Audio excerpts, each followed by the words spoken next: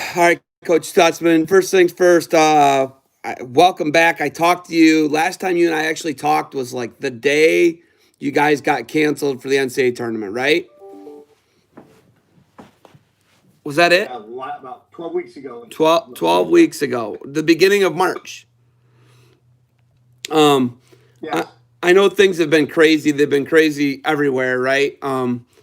And yeah, America 2020 is. I don't know if we could have predicted this, right?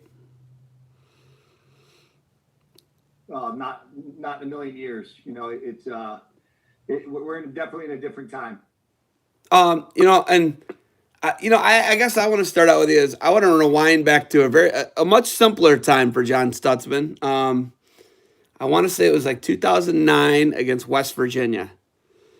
Do you remember 2009 versus Yes, West Virginia? You I guys do lost. remember. You I do lost a. remember. You There, lost there a was we lost, I believe, but it was a close match, and it was a different time. But they were good boys. 16-15. You guys lose a match to West Virginia. I want to say your heavyweight might have got pinned. It was a 5-5 split. They might have beat you 17-15, whatever it was. They beat you. And I have the interview. I don't know. We might get into that interview actually. We might get into that a little bit because that was fun. But Don't you do that. you lost your mind though. You lost your mind, right? You just and you needed to cool down. And it was That's like, right. geez, oh Pete, that's 11 years ago, right? And your guys fought hard, Yeah, a man. while ago. Your guys fought hard though. One of the guys on that team, Well, the say that again, Coach. Well, I'll go back to the beginning of the story, right? So the reason why it was so emotional that day. So my man Frank Hickman, everybody knows him. He's doing an awesome job in the world of MMA. He's in Thailand for Hickman Brothers. He's training a bunch of MMA fighters. I mean, he's really doing a great job. So in December, Frank Hickman is 19-3. In December, he's doing a really good job. He's working out 2, 3 times a day, and he's a redshirt freshman. We had a really good young team at that time. Those guys were starting to come on, so, but Frank Hickman and I always tell the story. He kind of fell in love for a little bit, and I hope he remembers this story as clearly as I do. But so started working out twice a day to keep his weight down. He started working out 1.5 times a day. And then he started working out 1 time a day and his weight was just not where it needed to be. So then we get to, it's actually a good story. We're coming up to the University of Buffalo that year, and then we're getting ready to wrestle, and he quits. I mean, he just literally, we're at the hotel, he quits, he runs away. We can get him back, and take him back to Buffalo, and then we get him to Southern Scuffle.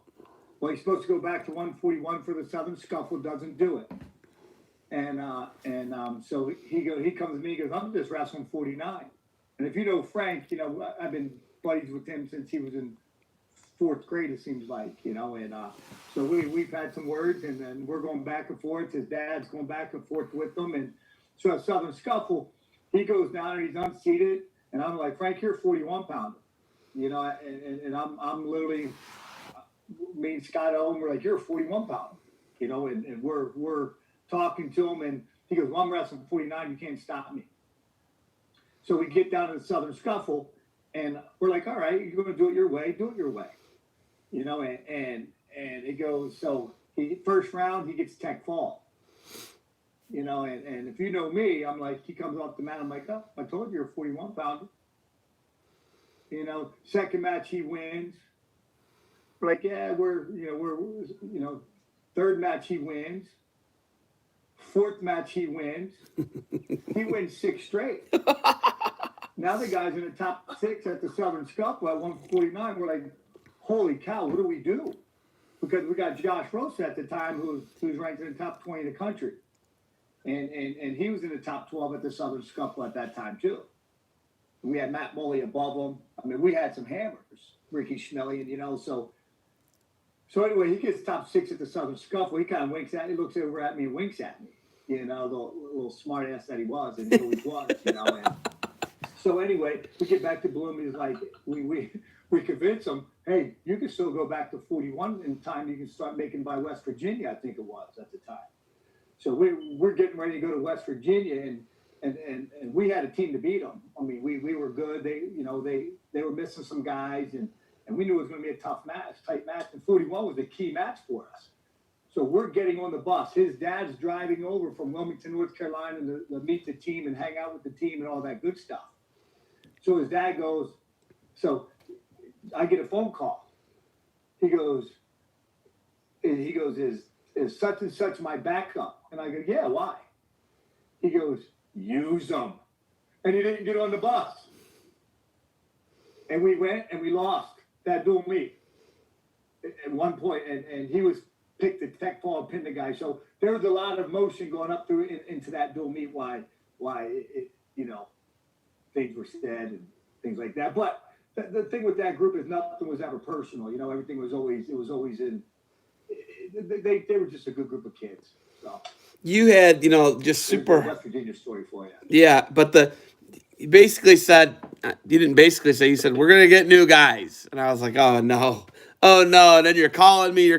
Hey, we got to talk again. And we talked again, and you cooled down, right? That's what I don't think people understand that. That's why we need to give athletes and coaches like a cool down. But the other thing is with Martin Floriani, his big thing was like, get him right off the mat. Get him right afterwards, because he liked to sell the emotions of it, right? And John, I know that's what you love about it, man. You love the emotions of it. You like how it makes you feel. Yeah. And obviously that's what the American consumer likes. They want to see a fiery, emotional interview or speech by someone, you know what I mean? But so Coach, with Bloomsburg did you have 2.5 or 3.5 scholar? What were your scholarship situation at Bloomsburg? We had 3.5 scholarships at the time. Okay. And I remember your big line to me was, I gave that guy a ham sandwich to come wrestle here. Was the big line you always told me. Like, you had guys on very little money who won the EWL, qualified for NCAA tournaments, All-Americans. It was crazy what you were able to do at Bloomsburg with very little. How were you able to do with 3.5 scholarships? How were you able to be competitive like you guys were? Well, it was a different time, I really think this. I think Bloomsburg's a great place. I think those state schools in Pennsylvania, Edinburgh, the Clarion, the Lock Haven, and Bloomsburg, I think they're special places. I think those places, just traditionally, they can do it. You don't need a big budget to win there. You are the premier team on campus, being the only Division I team. So I think you have a niche. But I also think that when we were there, we had an unbelievable group of guys, and we had the Frank Hickmans, the Nate Grahams, the Tony Kurtos, the Mike Cease, the Mike Spades, who was my first All-American. Mike Spades, my first All-American, was on $5,000. That was it. But that was the most we were giving out at the time. And then Matt Moley was another All-American for me on $5,000. The beauty about that team, and they were special. They all sacrificed something. They sacrificed something to be great, and I got a lot of respect for those teams. Those guys. I texted those guys probably 2-3 weeks ago, just thanking them for the time they gave us at Bloomsburg University. They were special, and I don't know if they'll ever see a team like that again. I told those guys when I was in the hospital the other day with Mike Tessino, and I told those guys, man, they need to get together once a year, because what they did, I don't know if they'll ever do again. And it's just a very special time in Bloomsburg wrestling history. They did some things that I don't know can be duplicated. And I'll tell you what, we had a great sports staff. Scott Owen was unbelievable. Scott Owen was a machine, man. That guy was my right-hand man at the time. And then I had Carl Fraunhofer with me. I had Mark Harwood, Danny Song. I had some really good guys with me that understood me and just really knew how to push my buttons the right way and keep my emotions in check. So those guys are awesome. So coming up here, obviously, you have to do it. You mentioned it last week. You were in the hospital with those guys talking to them, but You got to do something that nobody ever wants to do. One of your guys, Mike DeCino, was recently in a car accident, and the way you explained it to me was crazy. He was in 2 car accidents actually, and Mike was Yes. he was hit. The way you explained it to me is he was hit. He got out to check his car, and then somebody came by and hit him again, and then I believe that's the way it was.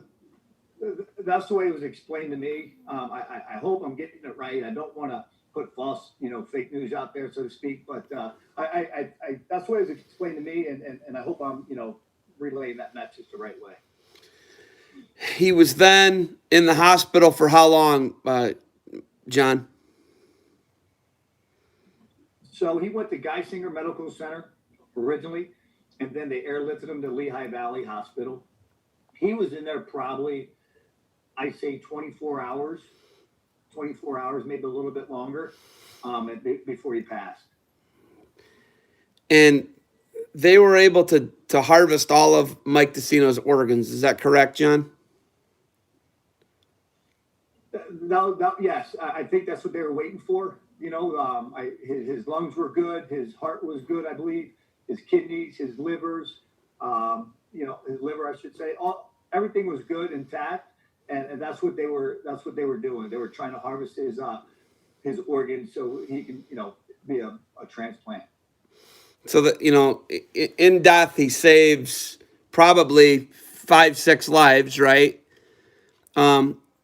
That guy was just a hard-nosed guy, and he's like what you epitomize with these just real blue-collar guys who weren't doing it for money. They were doing it because they loved wrestling, and they were hard-nosed, and that was the culture, right? What's your fondest memory of Mike DeCino? Clearly the culture. I'll tell you what, I was just thinking about this the other day. I don't know if people realize this, but so his first time going to the national tournament, he had to win the EWLs, and we beat the West Virginia kid in the finals to go to the national tournaments that year. It was the kid out of Delaware that went to Oklahoma State. I'm drawing a blank on his name. Meade. Went to Oklahoma State Meade. originally, then transferred to West. Meade. Who's that? Was it Meade? Yes, Alex Meade. Yep, Alex Meade. So we beat him in the finals of the EWL to go to the national tournament, and I believe that was in Philadelphia. I think that his first national tournament was in Philadelphia. I believe. I could be wrong, but I think it was. Him and Frank Hickman qualified that year for us, and so that was my best memory for him. One of my strongest memories. He had to win the tournament, and he did. And he beat a guy that very talented kid. And everybody knows Alex Meade was very talented. So. I think we beat him like 3-2 or in overtime. The typical Mike DeCino fashion, beat him in overtime or we wrote him out or something crazy. But what an unbelievable match.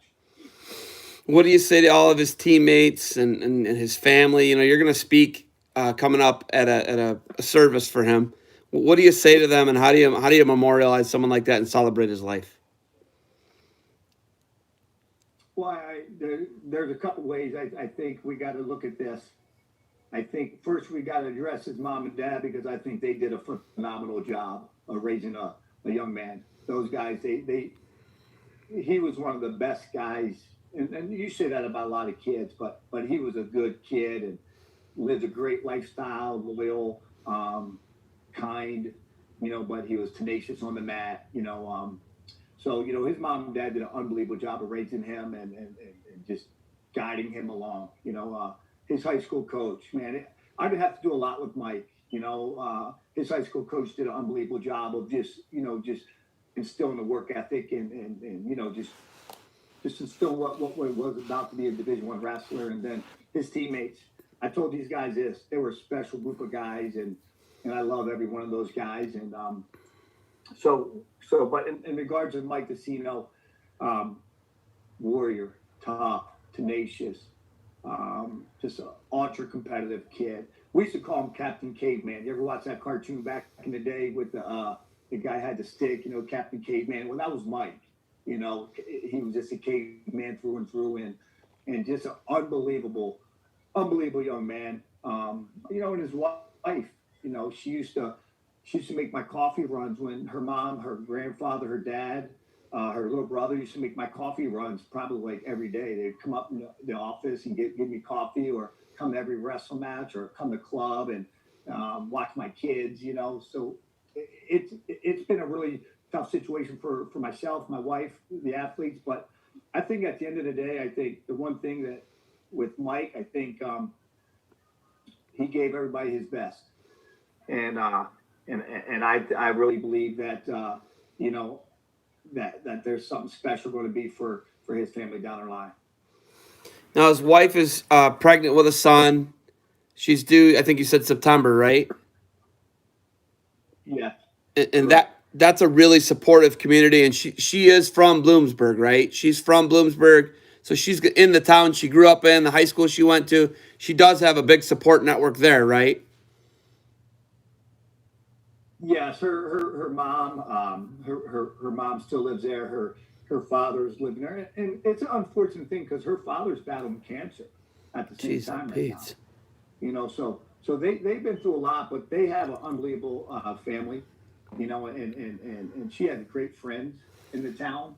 Um, that Bloomsburg wrestling community, they're going to take care of her. They're going to, I'm a firm believer in those guys on that team. They're going to continue reaching out to her and just being a strong support staff for her, along with her mom and her brother, and her little sister.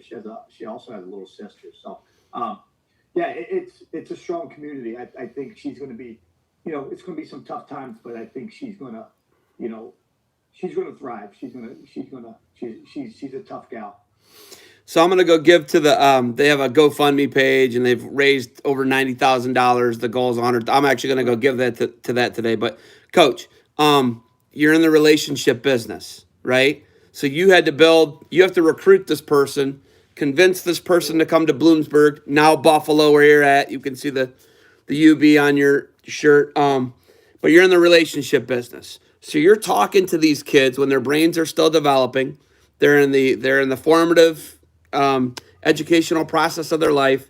So you're talking to them when they're now even earlier, right? Because you can have text and email conversations even earlier. Yeah. The relationship business. What's it like to essentially watch a kid become a boy into a man under your tutelage, and their parents are charging you with a big part of their educational process, their process of becoming leaving boy things like what Hickman did, irresponsible boy things, to becoming a man, right? You don't quit on your teammates, things like that. Do the right thing, go to your workouts, go to classes. You're responsible for so much.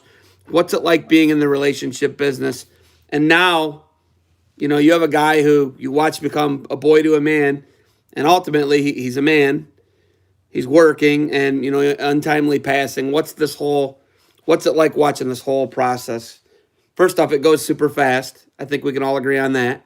Life does. Yeah. But what's this process been like for you? This relationship process, recruiting, training the athlete, and then watching them go out and become a man, have a family, things like that. What's that been like for you? Well, it's been unique, right? I mean, we get in and I've been at fault with this too. Is we focus so much on winning and losing all the time. I think, and I had to take a step back a little bit and kind of figure out it's not all about winning and losing sometimes, right? But at the end of the day, it's the you know it's fun watching the Frank Hickmans of the world, the Brian Lantrys of the world, the Jason Estevez of the world, just kind of coming in the program and just kind of developing and getting good jobs after they graduate, and the Jake Gunnings of the world, and just watching a lot of these guys just do well with their lives, and the thing about it is you never know you never know when something's going to be taken from you, and I think what I've learned from the last week and to this quarantine and everything like that is that you better and like I said, I'll probably start getting away from myself a little bit, like just worrying about winning and losing all the time. But man, you better love what you got, and you better take advantage of your opportunities you have, and you better you just do the best you can with what you got, and not bitch and complain, so to speak. And I think that's where we're at. It's been a tough time for my wife, myself, and those other guys, but the Mike DeCinos of the world make it worth it, man. The Josh Rosa just got a head job. Another one of my athletes just got a head job, So just watching those guys progress, man, I'm super proud of these guys that I've coached. They don't know it, I don't show my emotions, a lot with people, but I can tell you this: I love every one of my athletes. I always did, and I wish not everybody the best. I was told this the other day. I let you go. I was talking to women's basketball coach. She said, people will never know how much you care until they're about 24, 25, 26 years old. That's what she told me. And I believe it, because we push so hard when they're younger. We want to win championships. We want to do this. We want to do that. Sometimes they're not ready to win a championship, maybe, so it's been unique, and let's give a shout out to Rich Perry. How about, 2 years ago, he had his bad accident. So it's been a challenge the last couple of years, so to speak. How do you know when some answer the question? No, you did. What's it like, when you're in a situation and how do you know you're recruiting a kid, you're sitting across from him, or you're talking to him on the phone, or now it's texting and emailing? How do you know when someone's a Stutzman guy? How do you know that? Right. You don't. It's hard, because they all want to be. They all want to be. And I think anybody can be. I just, how I grew up. I just think that work ethic's king. And I'm not saying I won every single match. I didn't. I'm not saying I was the hardest worker guy, but I thought I worked pretty hard, and I just want guys like that. I want guys who love to be around my wife and kids. I want guys who like to be around the wrestling room, And I probably got to do a better job with that moving forward. Just looking for the right kid. But I take chances on kids because I believe that everybody deserves a chance. And if you're willing to do what it takes academically and socially, then you're going to be successful. So that's my message. University of Buffalo is a great place. If you're our type of guy, then you're our type of guy. But Evan Ramos, unbelievable recruiter. He's just really knocked out of the ballpark with this recruiting cycle. Excuse me. Justin Oliver is doing well. He's coming on. Muhammad McBride. Those guys, Troy Keller staying on staff. Those guys are awesome guys, and they're doing great. But Troy Keller is a unique individual. So You have Muhammad McBride. His story is like a crazy story, right? Muhammad McBride won University Nationals. He represented the United States of America in the World Championships, right? Yes. Muhammad McBride had this they changed the beard thing. He was a big part of the beard thing getting changed, right? Yep. Because Muhammad is. Because yeah, go ahead. Yeah, he was the reason. So the story goes as this: so his freshman year, he only got about 6 matches in, and they didn't give him a red shirt for it, and Shea didn't. They gave him because he had the beard, he wouldn't shave it, and I didn't understand. I'm like, hey, shave it, He's like, listen, my faith, and I'm like, and I'm looking at, I've been to Dagestan, I've been to Chechnya, I've been to, predominantly Muslim countries. I'm like, well, not everybody has a beard. You know what I mean? So, and we had these conversations, and he's hold true to his belief, and so the next year he had it again, and then he was wearing a mask the whole time, so he couldn't breathe. Like, he had this mask on, he hyperventilates. So everybody think he was out of shape. He just couldn't breathe. He had this mask on, and then his third year, I'll never forget it. So we found this covering, right? And it was in the magazine, Wrestling USA magazine, and it said NCAA approved or whatever for the hair thing. Well, we're at Eastern Michigan University and we're wrestling. Somebody told on us because he had a he had a beard covering on. Somebody reported us to the NCAA and turned us in for a rules violation because Muhammad wore a beard. And then after that, that's the reason why it changed. So he was the reason why it changed, to be quite honest with you. He was the he was the catalyst for that. And he's a Muslim. It's faith based, and it's like, dude, it's America. Yeah. You really can't discriminate against somebody based on if they're wearing a beard because of their religion. It's like literally the cornerstone of America, right? Like, am I wrong? Yeah. And hold on. It's a stupid rule anyway. Let's just go with that. It was a stupid rule anyway. Can you give me that? Yes. Dumbest rule in the book. Dumbest rule in the book. That's like, okay. And it does nothing for you. No, it would be like if we were like, Shaving actually hurts you.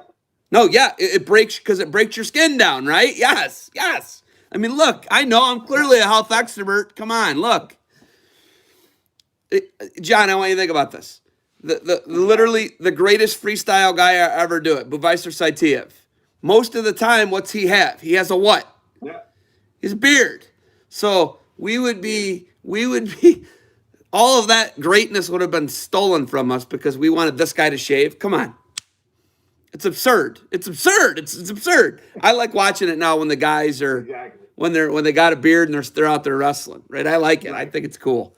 I'm into it. So Well, I think it's funny. I think it's funny. You can pull up basketball events, football events, and these dudes got beards down here. Yeah. But we're different. We got to be bigger and better than everybody, and I understand that, But at the end of the day, there's got to be some common sense. Yeah. Well, and the whole thing is it gives a rash. I understand that I get where they're coming. It gives a beard rash, right? That's like the premise of it. It's a stupid, dumb rule, though. I don't care. I don't care. They don't make the UFC guys don't have to shave. You know what I mean? Like, and then the hair thing. Yeah. It's like, what do we do? What more can we do to stifle personality and stifle individuality? I'm not a fan, as you can tell. So, okay. Right. So John, this business of recruiting, you're a hard-nosed guy. You get a guy like a Muhammad McBride. He's stuck with you. He's listened to everything you've ever said. He came in. I don't even know how much. What was? Yeah. Did he ever make the state tournament even? Like, he was just hard-nosed and works hard, right? Never wrestled a day in his life in high school or middle school. Muhammad McBride, the world team. The match. What? Never wrestled in high school. So he would go. We had our wrestling club, the Cobra Wrestling Academy, and the Bulls Wrestling Club. So he would just go to these different practices every day, and he would go to some tournament. He would go to tournaments in the off season and stuff like that. But never wrestled for. UB was his first organized team he's ever wrestled for, and they only gave him 3 years. Unreal. So was he there before you? Tell me how that was. Was he there before you? No, his first year. His first year was you. So we came in together. Got it. Okay. He didn't wrestle at all in high school. His dad, nope, his father. So I've known his father since 1992, 93. I've known Mustafa for a long, long time. So the story goes is that when he was coming in, he was homeschooled, and he was at ECC at the same time. So as he graduated high school, he got his 2-year degree at the same time. Mustafa did. So the NCAA, Muhammad. Oh, Muhammad. Okay. Sorry about that. So okay.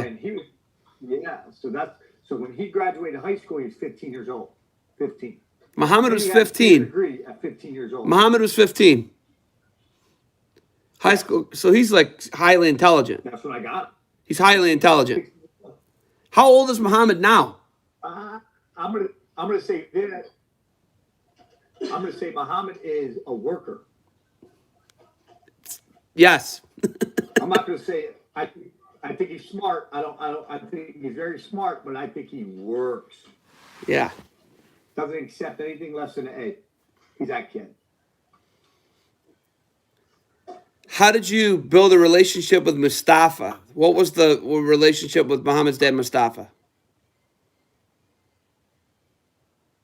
So just over the years, like so when he wrestled at UB, his dad wrestled at UB probably 92, 93, and I was coming in 95, I believe it was, and he was just around the program, Got it. and Got it. Okay.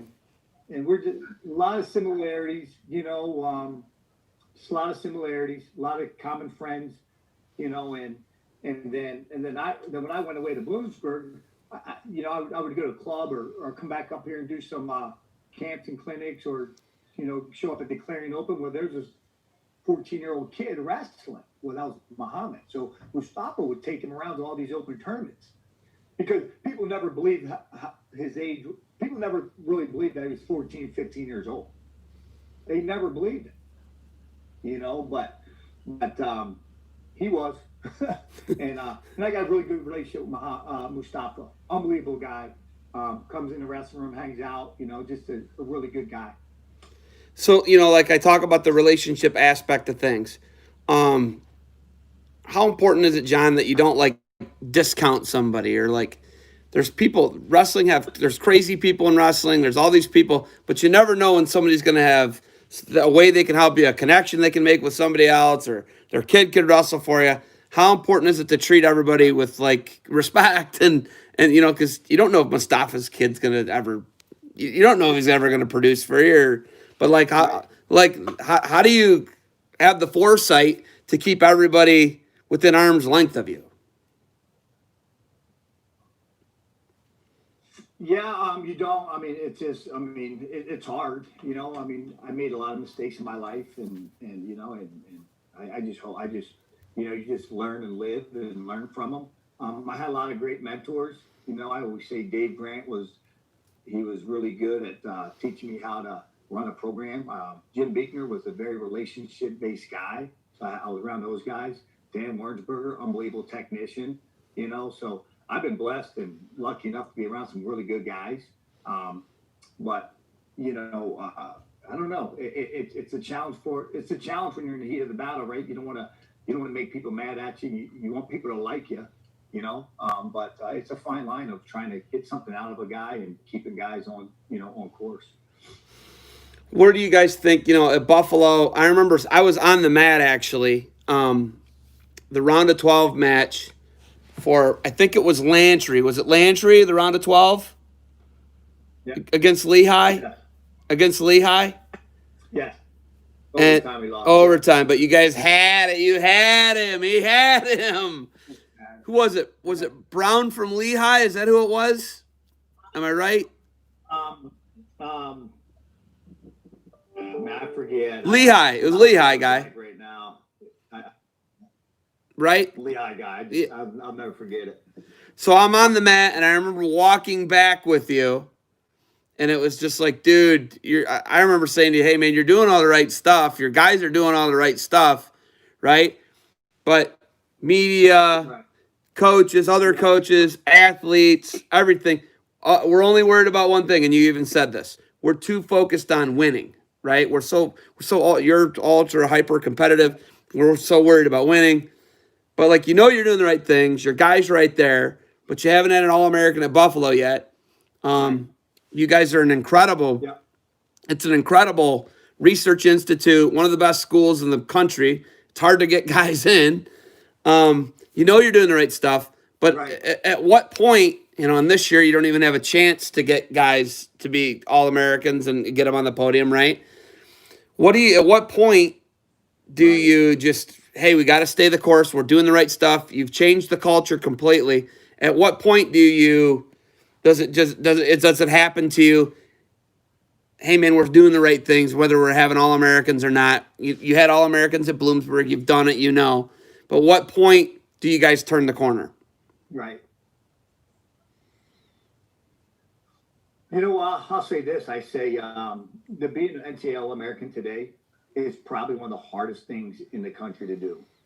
I mean, you got the 33 of the best guys going to the tournament. There's no that there's no easy matches anymore.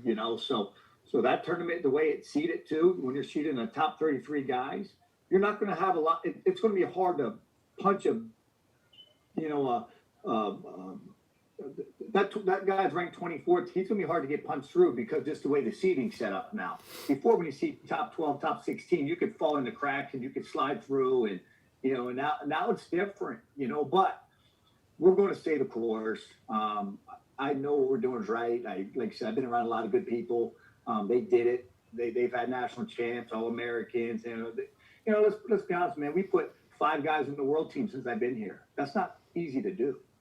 Nate Rose wrestled for Trinidad Tobago. Nolan Terrence wrestled for Canada. Alex Smythe wrestled for USA. Muhammad wrestled for USA. We had Lars wrestle, got 5th in senior Europeans this year. We've had guys at the highest level. Now we do got to punch them through. But at the end of the day, we're doing the right things academically.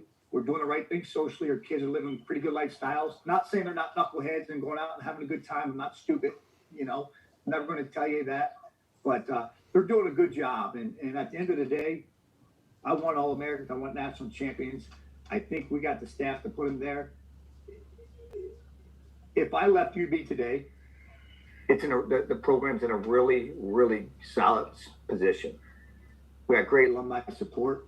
We got academically, its APR is really solid. We got great kids in and out of the program. We got great support administratively, and that started with Jim Beekner, not just me. But so, like I said, if I left today, I think this program is set up to be successful for the next 20 years. Do you think media, coaches, yourself, me, everybody, do you think we're too focused on you got to have All-Americans? Do you feel like that's almost like a curse we have? Yeah, because, think about this, right? We lost our season. Right? How many All-Americans do we have this year? 0. None. Yeah. Yeah, we had the NWCA, honorable mention, all that good stuff, and that's awesome, right? But we lost our season, and where would he put an asterisk next to those guys that were ranked number 1 in the country going in, or guys who could have been a first-time All-American? Troy Keller would have been an All-American this year. I'm just telling you. That dude was wrestling as well as anybody, and I hurt for him. Derek Span was started to wrestle again, so I really thought those guys were set up to be All-Americans, I'm a dual meet guy. I think we got to put some more ownership in dual meets. Dual meets have to matter more than an individual tournament.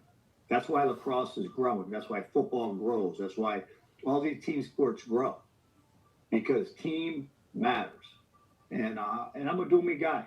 So to answer that question, yeah, we got to be more about the dual meet. So we got to be more about the dual meet. But here's the other thing, John. We're in big trouble. Mid majors are in big trouble. The Big Ten's not in big trouble. EIWA schools, for the most part, not really in big trouble, right? Here's what's crazy. Which Ivy League school just dropped teams? What Ivy League school just dropped a bunch of teams? Dropped 11. Yes. And what's Brown's obviously they're top 10 with endowment. Brown's top 10 in the world with endowment. They don't need to do that. Yeah. No need to do it. Olympic sports are in trouble. We saw what Central Michigan University did yesterday with their athletic department, getting the waiver to drop below the 16 sports, right, John? Wrestling's in trouble, man. Wrestling's in trouble. They're cutting stuff. I know Kent State's cutting some stuff. Not saying they're cutting the program, but I know that those two teams right there, they're in your conference. They're cutting stuff. I know Matt Hill's he's fighting a lot of battles because even before COVID-19, Edinburgh was on a big, they were on a decline with enrollment, right? So we're all fighting these battles, John. Everybody in the mid-majors fighting these battles. Now, I don't even know, is Appalachian State going to replace Russa's job? You know what I mean? We don't know these things, right? They're furloughing third coaches, right? They're furloughing and or just cutting third coaches. So we're in this battle right now. We're in a battle. Obviously, there's a virus out there that's killed over 100,000 Americans. So we're in a battle right now. We're in a battle, not just financially. We're in a battle with the virus. We've got a battle with racism right now. It's John. There's madness in this country right now. How does wrestling survive? Yes. Big question. How does wrestling survive? Well, I think we cannot be individuals. I can tell you that. You got to be together to survive. But the problem with wrestling is we cannibalize ourselves. Everybody thinks, like you said it, you got to be an All-American, you got to be a national champion, you got to be in the top 20 in a pro. Everybody says you're a top 20 team, right? Everybody's talked about, West Virginia should be top 20 every year. West Virginia could be top 10. Well, Buffalo should be top 20. Buffalo, well, if you're top 20, who's last?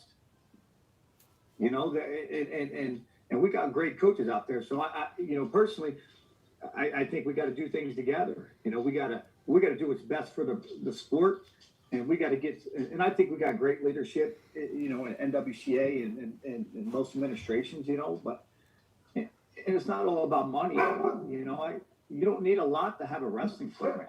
$500,000, you can have a successful wrestling program. That's not, Everybody talks about endowments, right? Well, how do you endow? In order to endow a program, you need $24 million. Think about that. To endow a program, you need $24 million. Right? So there's my dog. I'm trying to give it away. No, but I just think we got to be smarter. We got to communicate more. We got to, okay, here it is. We always ask the big programs, the Iowas, the Penn States, the Oklahoma States, what do they want? Their programs are solid. Ask the little program what we need. And that's how you're going to sustain wrestling. It's the little programs, it's the less funded programs, it's the mid-major programs. We're the ones who keep the sport alive. They're going to have the Big Ten, they're going to have the Big 12 teams, the EIWA teams, but it's the Buffaloes, the Kent States, the Central Michigans, the Ohio's, the Gardner Webbs, the George Masons. It's that's what I think. John, how close are we wrestling, we Division I college wrestling, how close are we to being men's gymnastics? I'm going to be optimistic. I'm going to say not close, but my realism, being realistic, man, it's, I'm hoping not. I can see it. You know what I mean? I see some things happening with scholarships being cut and programs being cut. I see it happening, but I'm hoping it doesn't, That situation, what are they sitting at under 30 teams, and the major, it's all major. Yeah, 21, right? Yeah, they're under 30 teams, but they're sitting at, and it's all the majors, the schools that have massive budgets with football that have it. I don't even think you have those fringe teams. You don't even have a Davidson who has it, right? You know what I mean? You don't have it's not like a fringe thing where you have a Sacred Heart that has it, or even a Buffalo that has it, or no team in the MAC has it men's, do they? Does any team in the MAC have men's? Right. I don't think so. No. I've never heard of it if it does. No, I don't believe they do. Jen, so when we talk about that, we cannibalize ourselves. We're all worried about what Penn State, Iowa, what Ohio State. We're worried about what they're doing. We're almost catering the needs to them, right, when we need to cater the needs to Sacred Heart, Buffalo, Gardner Webb, Chattanooga, Campbell, who's done a fabulous job, by the way. Chattanooga's done a fabulous job, by the way. They've made themselves relevant by taking the ball and running with the Southern Scuffle, right? So they do those two programs. Those are two good examples of they've kind of evolved, and they'll hopefully they'll be one of the last men standing. And I don't want a last man standing scenario though, John. I don't want a men's Right. gymnastics scenario, right? What have those guys done? Just those two examples right there. Campbell, what's Campbell done? What's Chattanooga done? What have those guys done to keep themselves relevant and stay in Division One and to continue to thrive and grow? Well, first of all, Chattanooga, you got to give a lot of credit to Heath. Um, Edslinger, there, Coach Edslinger, right? He did an unbelievable job with the Southern Scuffle, and make no mistakes about it. The reason why do we know why he had the Southern Scuffle? Does everybody know why? Greensboro Remember cut. why he got? Greensboro cut. Yeah, Greensboro cut. And he stepped up and he brought the Southern Scuffle and he made it a unique situation where he put it on the first and second, got it away from Midlands a little bit, right? And got all the media attention. And he was unbelievable with Chattanooga Strong and, some other social media things, and I'm assuming those guys down in Compound and Fretwell and those guys, they got behind the Southern Scuffle with sponsorship. So, he's probably a big reason that program is really strong today, and so you got to give him a lot of credit. And then you got to give Colot a lot of credit at Campbell. Colot, he inherited the APR mess just like I did here at Buffalo, and he turned it around, and it wasn't easy. So, those guys, and let's not forget administration, they want wrestling. If your administration likes wrestling, you're going to have it, and so no, those guys did an unbelievable job social media wise. They're really good, and so that's why I think those guys are pretty good. What's it like fighting the arms race with social media and promotion and kids putting your singlet on when they come in on recruiting trips, and it's just evolving so quickly? What's that like fighting that battle, John? I hate it. I hate it, and I'm so we do a pretty good job on social media with our Twitter. I think we do a good job. I think we could do better. But I barely know how to turn the computer on.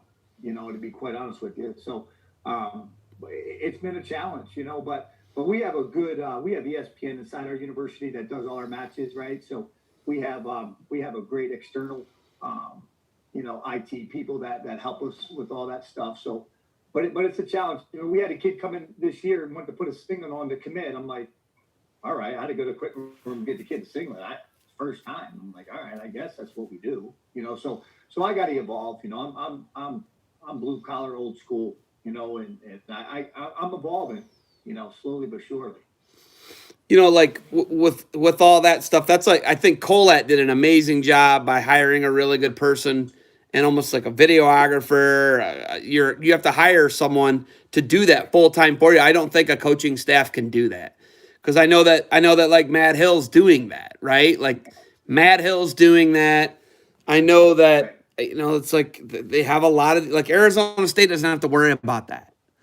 Ohio State doesn't. Have you ever seen the Beyond the Block O thing that they have a television, an internet program that follows Sammy Sasso, that follows Colin Moore, that follows Gas Tank Gary, right? Like Beyond the Block O, I think it's like dude, like it's a.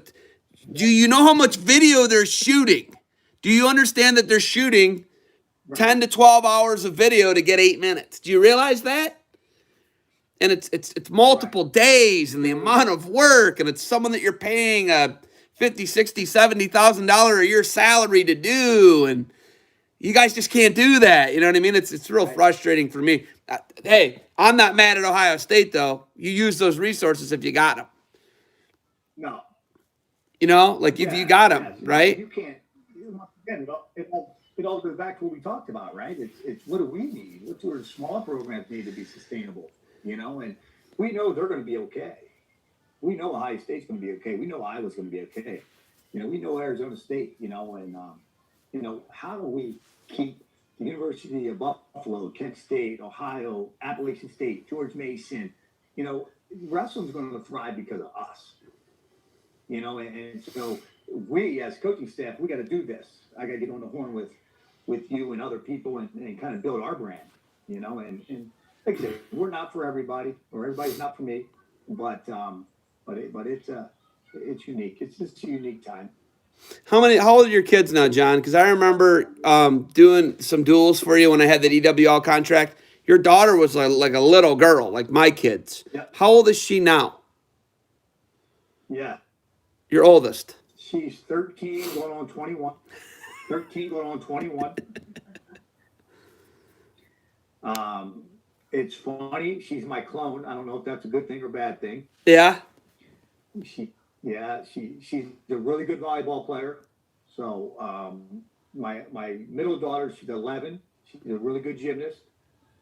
And then Paxton's 6, and he's Paxton, man. He's a good boy. He wants to wrestle though. Does he? So he remember Wally. He wrestles for Wally. Yeah, he wrestles for Wally. Okay. He wrestles for Wally. Come to me. He says, "Daddy, can I wrestle?" I'm like, "No," And then he's like, "He wanted to wrestle," So he wants to wrestle for UB is what he says. So we'll see. Having your family around your two programs, well, Paxton you had in Buffalo. The two girls you had in Bloomsburg, right? And then you had him in Buffalo. What's it like having your family around a program? You got young men who are, they're developing, from boys to men. And what's that relationship like having your family around a wrestling program, a D1 wrestling program, John? Well, it's great. When I was at Bloom, my wife was, because of Bryce, and my brother-in-law was all wrestled for me, and so that was really easy, right? Is my wife was around, Bryce was around, my daughters were around, and it was great because those guys, you see a different me when I'm with my kids, right? I'm not, you'll see a different guy, hopefully, and then when we came here, it's been good, right? My daughters are growing up inside the program. Paxton's growing up around the guys. He travels all the way, meets with me now, so he's always around, and my wife's now a strength coach at the university for women's basketball, and so I think when you put all those things together, it just makes things right, and I'm not saying it hasn't had its challenges, but to have my wife and kids around the program as we move this thing forward, and it's good. It's good for me. It's good for them, and it's good for the guys. Those guys really like my wife. They like her. They probably, yeah. They're afraid of her, not me. So Bryce Hassman's your brother-in-law. He was at North Carolina. Does he still live in North Carolina, by the way? Yeah, you know what? We just went and saw him a couple weeks ago. So we went down there, and we went to Chapel Hill. He lives down in Chapel Hill still with his wife and 3 boys. So we went down there and just kind of had a good reunion a little bit, a good conversation. It was time. He worked here for 3 years, I think, and then he moved on to Chapel Hill, and he was killing it down there. And they're best guys. They were. He's a good coach, man. He's a really good coach. They were winning. His 84-pounder was a couple-time All-American Chip Ness, and their 97-pounder went to the national tournament. And then their heavyweight was well. And Austin O'Connor's one of his guys. He's real tight with Austin O'Connor. So no, he did an unbelievable job down there. And for whatever reason, he just decided, family-wise, it was good for him to get out and just focus on his family and focus on, just getting a 9-to-5 job so he can travel with his sons. His sons wrestle, play football, basketball, baseball, whatever. And so it's good for them. John, you and I talk a lot about people who stay in wrestling. And when you tell me some of the salaries, my brain wants to explode. I'm like, yeah, I couldn't live off of, I couldn't live, you could double that person's salary and I couldn't live off that, right? Why do we stay in wrestling? And the term I've heard is POW, prisoner of wrestling. Don't know if you coined that or who coined that phrase, but why do we stick around wrestling so much?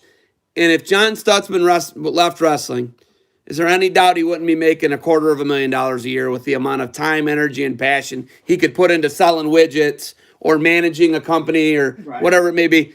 Why do we stick with this sport when we could go and quadruple our money? Why do we do that?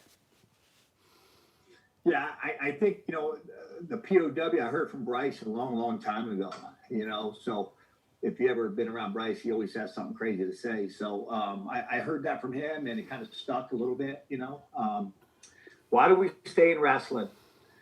It's not I tell all the young guys, I got some young staff members right now, and I tell those guys, you better make sure this is what you want to do. Because when you get to 30, 34, 35, 36 years old, you're stuck. There's not a lot going on. You kind of pigeonhole yourself a little bit, but we love it.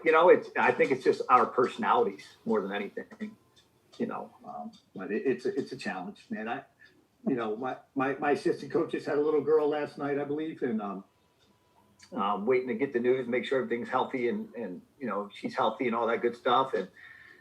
But I feel bad, he makes a little bit of money, but now he has a family. So how do you keep good coaches when the salaries they make, so that's the challenge. Like here's the thing, man. I'm a high school teacher, right? And when you tell me some of the salaries, me as a high school teacher on a 183-day contract, I make $20,000, $30,000, $40,000 more than these guys who are going in. They're fighting with college athletes every day, physically scrapping. They got to lift. You got to stay in shape. You got to have cardio. And you've been doing this John, you've been doing it for 25 years as a coach. Yeah. You've been on this when did you graduate? When did you graduate from Buffalo? 98. No, this is 25 years. 25 years you've been doing this. Think about that. You still wrestle. I'm frail. I'll tell you a funny one. I grabbed one of my guys. I made a bet. I grabbed one of my guys not the other day, probably before the quarantine, and I told him I was going to kick his butt. And I lasted literally probably 3 minutes. I got about a couple, 3, 4, 5 takedowns in 3 minutes, and then I was shot for the next week. I couldn't even move my body anymore, but it's hard, man. I got to do a better job of getting back in shape because, like I said, Paxton, I got kids, so we'll see.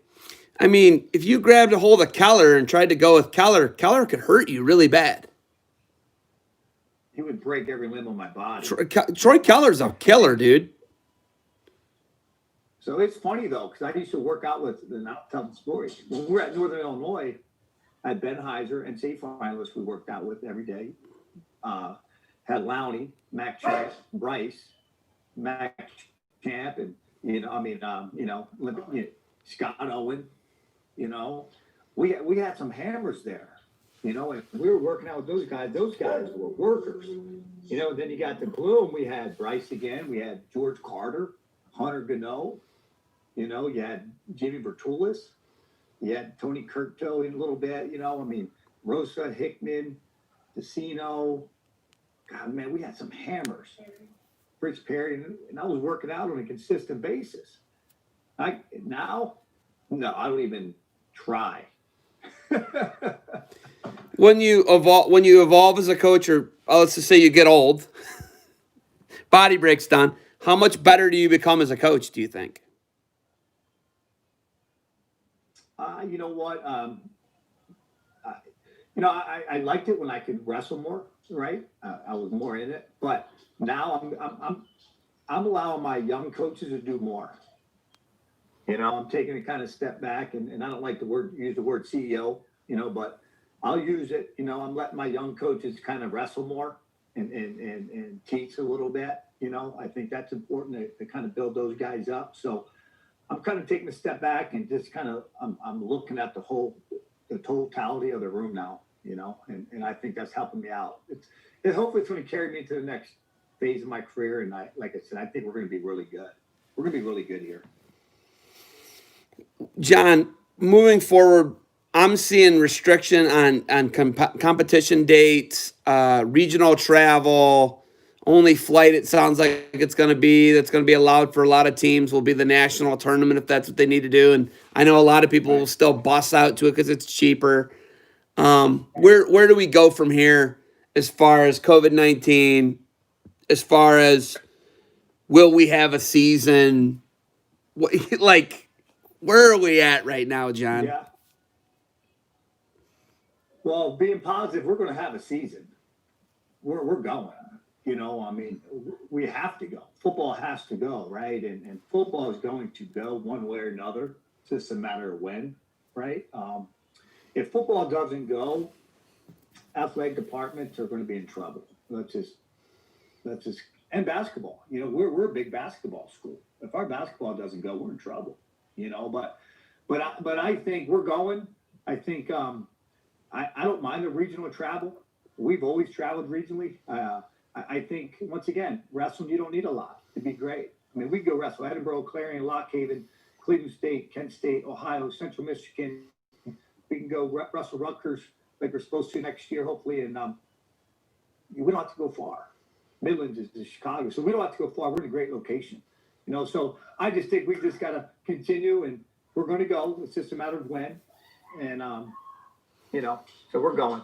My kids are screaming upstairs. I don't know if you hear it yet, but John, how much of this are you going to have to put on guys going to opens unattached?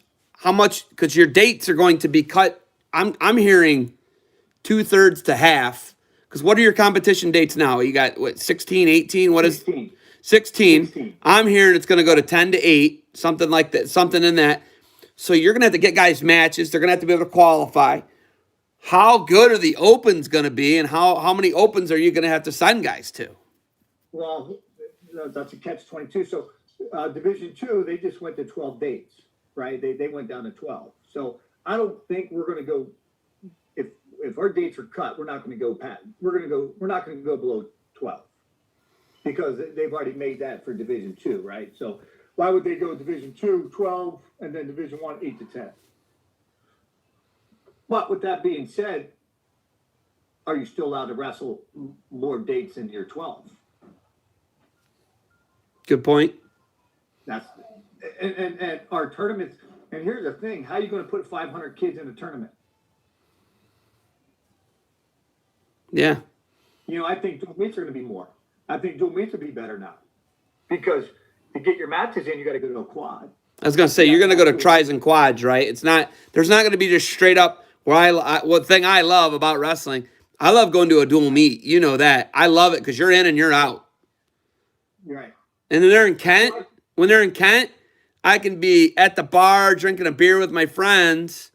All the old alumni come back. Hey, let's go have a beer at Ray's place, right? Like that's what I love about a dual meet. Well, now it's going to be tries and quads, right?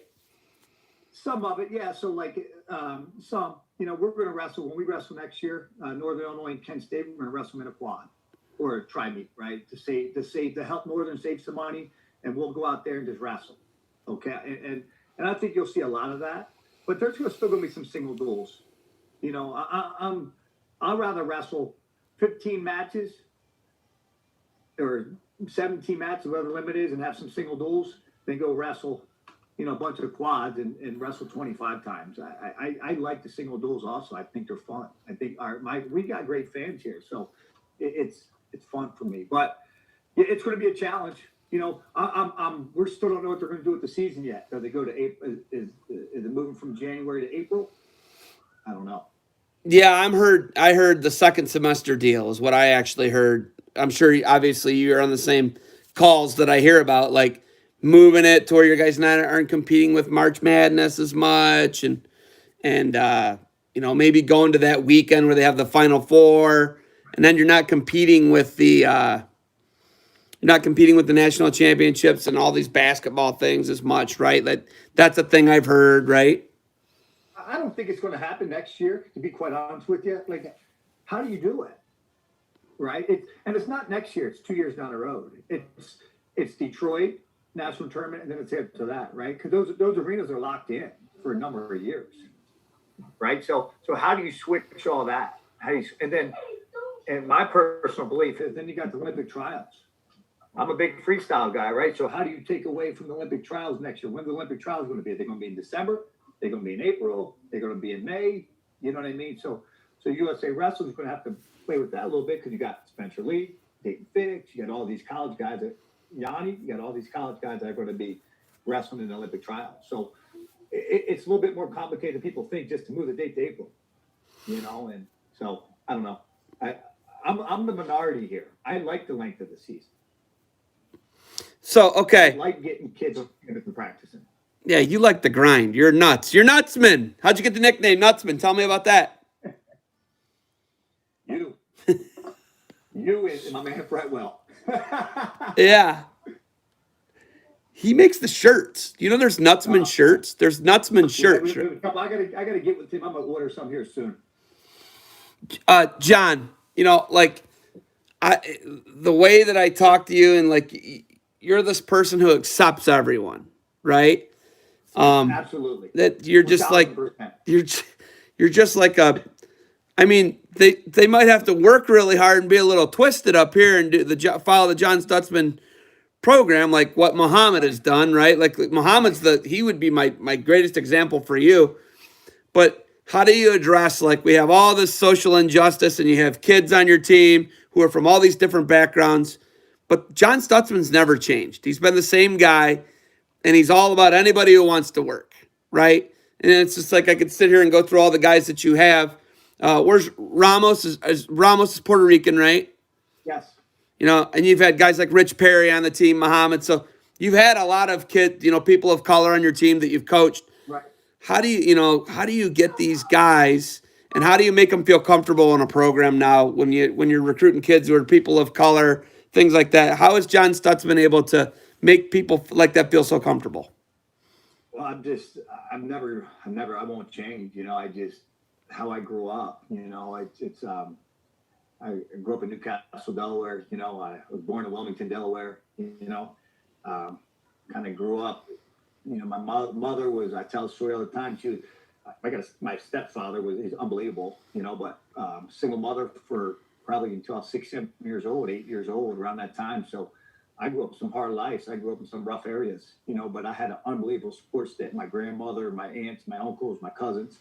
But it wasn't easy for me. It wasn't easy for my family. I can tell you that. And so I've never looked at race as an issue. For me, it just hasn't been that way, if that makes sense. But, I don't understand it. I don't understand people thinking bad about somebody because of the color of their skin or whatever. I just can't, I don't know. So I don't know if that answers the question, but I just try to be honest with people and whether you're white, black, brown, Chinese, it doesn't matter to me, to be honest with you. It doesn't. And I love all my guys. I just had a conversation with a couple of my guys the other day about this. So open forum, talk about it. And if you got something to say it. And then we move forward. But you come in our wrestling room, and I tell people this all the time, it's an open forum. You can say, do, and you can talk about whatever you want. Nobody's going to judge you. And I think that's important to have that dialogue. Having those tough conversations like that, John, obviously, like I'm saying, you've recruited, coached, and you've just been around like a plethora of people, man. You look at Nate Rose, you look at Grant. You had Grant. He was from Easton, right? Grant was from Easton. Yeah.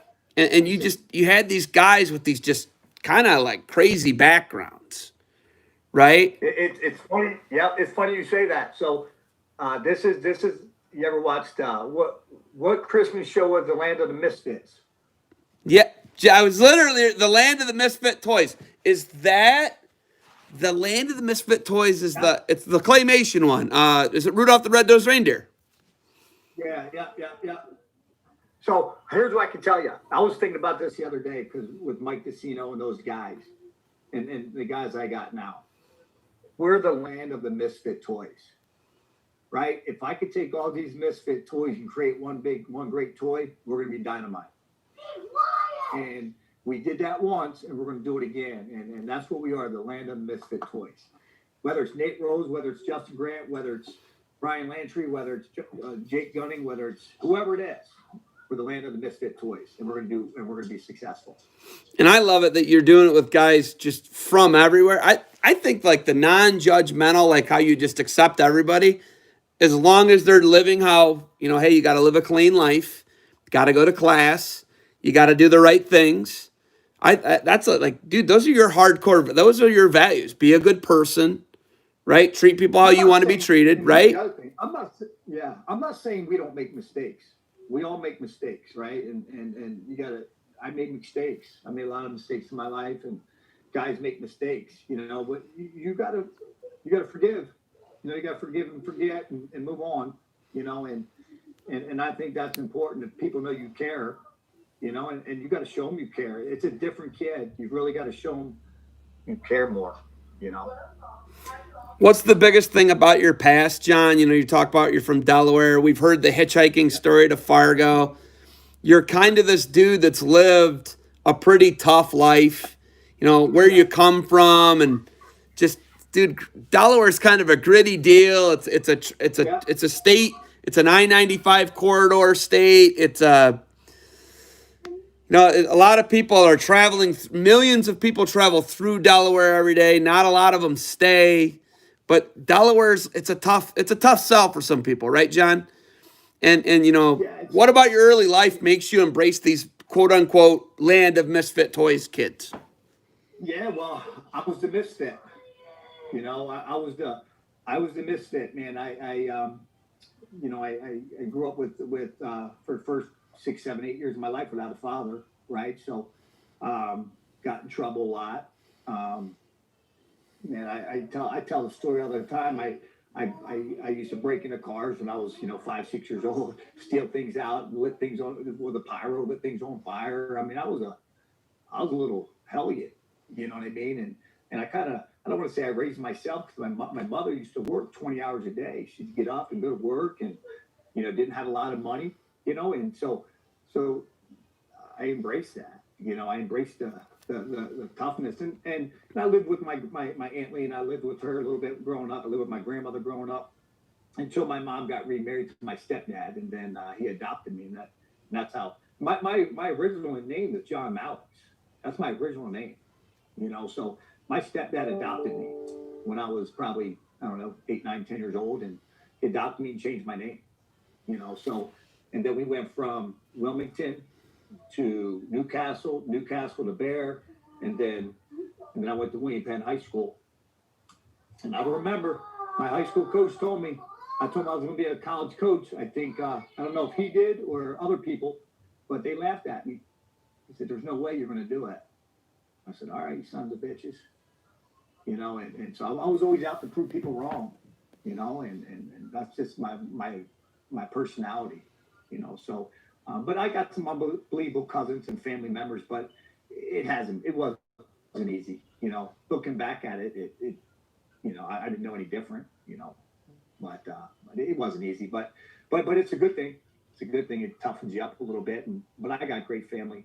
I got great support, and my mother, my father are awesome. My cousins are great. So now it's tough. It was good though. It was good. I know you're big into being a dad. Um, does that make the importance of being a father, since you didn't have a dad for those first 6, 7, 8 years of your life, 7 years of your life, let's say? Do you like take more pride in being a dad, Yeah. and now does that extend into being like almost like some of your guys' dads who maybe don't have some as well? Right. Yeah. I love.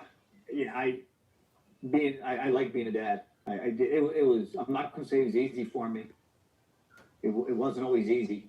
It's it's not always easy, but I like being a father. I think you know one thing I'll never do is I'll never not be there for my kids, regardless of any situation. So I think that my upbringing, knowing that I'll always be there for my kids. So, and as far as my guys go, that's you're right. That's kind of some of those guys like a Nate Rose or Justin Grant, or man, that's why I'm hard on some of these guys, right? Because I want them to make it. I want them to know I care. So Do you think that draws to you to a kid sometime when you're on the phone with them and they're like, oh, it's just mom and I, or aunt and I, or grandma and I? Do you think that even draws you closer to that kid, maybe a connection? Without a doubt. I tell everybody my story. I tell everybody how I got started in college wrestling, or just wrestling in general. I think it's important everybody understands me and understands where I'm coming from. And yeah, it clearly makes a huge difference. I like taking that chance on a kid. Like I said earlier today, I said taking a chance on a kid's important to me. And I'm always going to take a chance on a kid if they show that they want it. But you got to want it.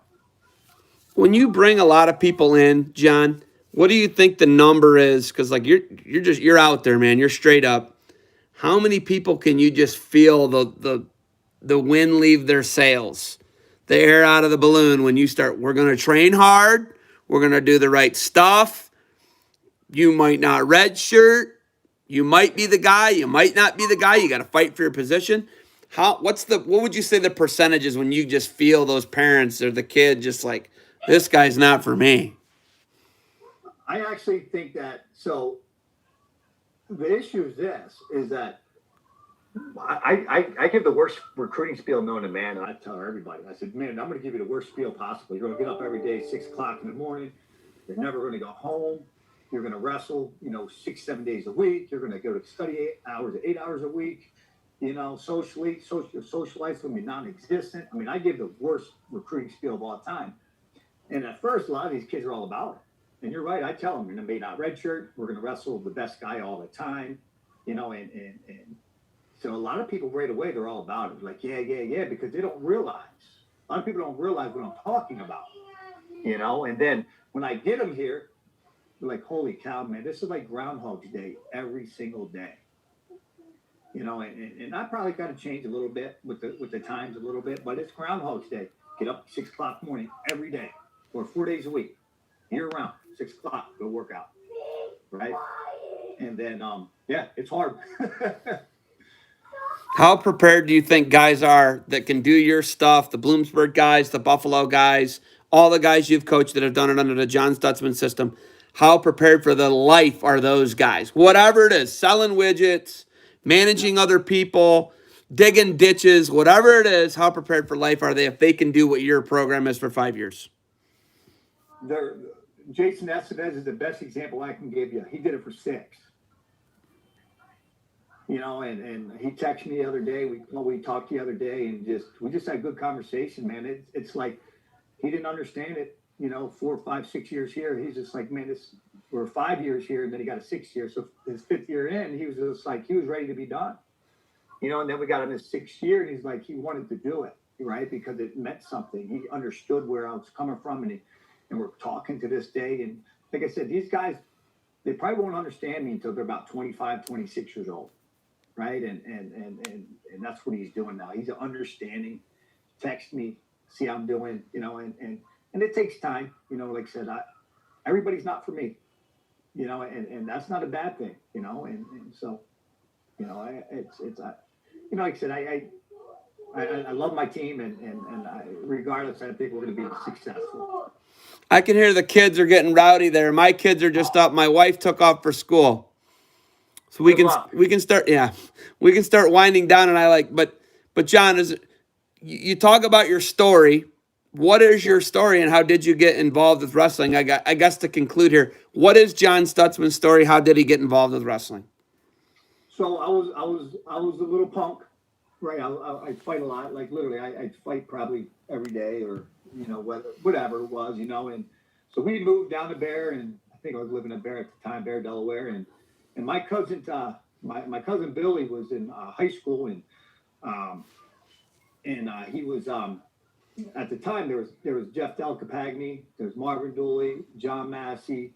William Penn was really good, man. They were multiple-time state champs. Jack Holloway was the head coach. Just an unbelievable time in William Penn history wrestling, and they did this Saturday morning clinic all the time. And I was in 6th grade, and he literally made me go. And I'll never forget, I had Converse sneakers on. I had Dr. J Converse sneakers on because I thought I was going to be an NBA player, right? I thought I was, I thought I was the man. I probably had fat or suede Pumas with the fat laces. You remember those things, right? So I was a little punk, and so he made me come, and then I didn't like it. I mean, I liked it, but I didn't go back. And then the following year, my middle school team had my middle school had a wrestling team, and all my buddies wrestled because they were the cool kids, and I showed up in seventh grade, and then I loved it, man. And then at that time, Bear, I showed up. I showed up at and that was it. In seventh grade, I made the commitment that I was going to wrestle in college, and I was going to be a coach in seventh grade. No matter what anybody ever said, I was going to do it. And the funny story about that is my daughter's the same way. She's in seventh grade. She wants to go to the University of Nebraska for volleyball. And if you talk to her about it, she's built like me. Her mind's like that. She wants to do volleyball at the highest level, and she's a hard worker at it. So, so I get to high school and I had to cut a ton of weight to make the team in Delaware, whatever. And then I qualified state tournament and we won the state title my freshman year because I beat the number 2 guy in the state in the second round or whatever. And we won the state tournament by half the point. So I'll never forget that. And then my sophomore year, I didn't have a good year. Went to state tournament. Then my high school coach looked at me and told me I need to go out for swimming. That was his way of motivating me a little bit, because I was that kid. All right. I was like, all right, asshole, I'll prove you wrong, and then, and he was great, man. We called him, I talked to him to this day. And then junior year, I was rolling, and I tore my neck before the state tournament, got third. And then senior year, I lost in the finals to Jason Money, who was a multiple-time national champion junior college, and then went to Clarion, and just a beast at Clarion. It was me and him all year. And then I went to college, and I was a knucklehead in high school. Right, I had to go to junior college, so I went to Troy Steiner. Troy Steiner is one he'll never understand this, but the guy probably saved my life. He saved my life. He knew this guy named Jeff Schumacher.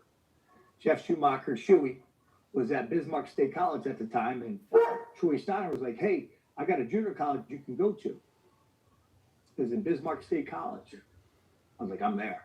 I just packed my bags up and went, and then I stayed there for a semester. Jeff Schumacher went to the University of North Dakota, took another job. So Brett Maul was the head coach there at the time, and Brett Maul was an awesome guy. I don't know if anybody knows Brett Maul, North Dakota State guy, awesome guy. But me and my buddy, there was like 5 guys on the team because Schumacher left and the program was in shambles. And it wasn't Brett's fault. It was just, coaching change and things like that. So Jeff Schumacher knew Coach Canula here at NCCC really well. And then he said, go to NCCC and then come back to North Dakota because I always liked North Dakota. I love North Dakota. And then I came to NCCC, wrestled, did well, and then Charlie Cheney recruited me. Then he got fired before I got to Buffalo, and then Jim Bickner. And the coach at NCCC is Coach Canula. He said, you're going to go to Buffalo. I said, okay. And I just went there, and then, and it's been my home. It's been probably the most. It's just been my home. I always considered it my home since, so. And then I told, and Jim Bickner, I'll never forget this. Jim was awesome. I'll let you go on this one. Jim was awesome. So we're sitting in his office one day and he goes, what are you going to do when you get older? I said, I'm going to be a head wrestling coach. And he kind of chuckled a little bit. He probably won't remember this. He chuckled a little bit. He goes, where at? And I said, UB. And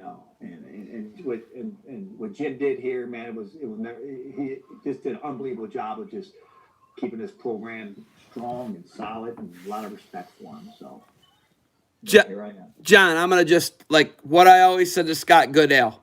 The name I always brought up to Scott Goodale was Tom Tanis. The name I'm gonna bring up to you, Kyle Sermonera. What do they both have in common? All-Americans. They were both the program's last All-Americans for when he took over, from when Scott took over at Rutgers. And then the last All-American for Buffalo was Kyle Sermonera. And I always brought that up to him. Great. Yeah, and I always brought that up to him. But you're staying the course. But I always brought that up to him. That's the name I always brought up to him. And he would smile, but I think he'd be gritting his teeth at the same time. You know? But Right. staying the course is what you guys are going to do. And I don't think you're going to change, but I think you're going to eventually get the results you want. Yeah, we're going to get the results. We're going to get the results. I got a good group of kids right now and I've always had a good group of kids, but it's hard to be the first at a place, right? That's really hard to do, you know. And I just think we got good people around us. We always had good people around us, but I think we got really good people around us. Administratively, I think Coach Ramos is awesome. Coach Oliver is great. Muhammad, Troy Keller. We got really good people around us that want to see us be successful, and that's important. All right, Coach. I got my guys in watching some TV. I can hear yours are getting revved up. I'm sure Pax has got to go out and crash his bike into something or hit his head on something. So we walked in our garage the other day. There's like 10 dudes in our garage. I'm like, who are these kids? You know, so who were they? Who were they? I don't know. My wife yells at me because I'm like, he's 6, right? I'm like, go ride your bike. So he rides around the neighborhood. I don't even know who the parents are or anything like that. I'm just like, that's how I grew up. I'm like, it's normal, you know? So who were the kids? Were they neighborhood kids? Who were the kids? Were they neighborhood kids? Yeah. That's what, yeah. Yeah, neighborhood kids. But they're like 8, 9, 10 years old. My kid's like 6.